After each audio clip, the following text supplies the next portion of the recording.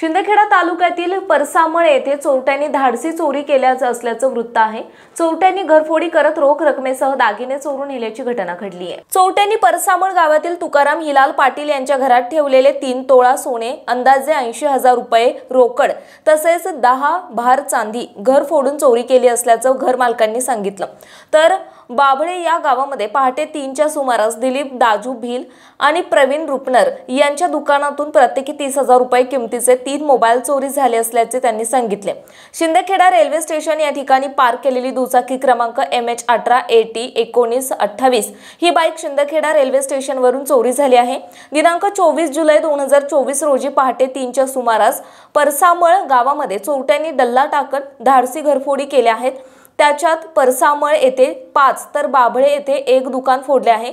परसामळ येथील शिवाजी दौलत कोळी यांच्या घरातून 90,000 रुपये रोख रक्कम आणि 3.5 तोळे सोने लंपास केले आहे। तसेच तुकाराम हिलाल पाटील यांच्या घराचा दरवाजा तोडून घरातील वस्तूंची नासधूस केली आहे।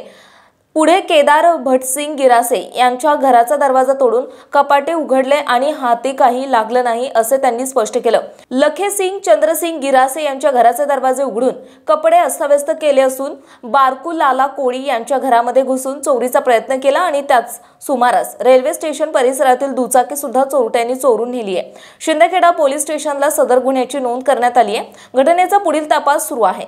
प्रतिनिधी भूषण पवार, शिंदखेडा।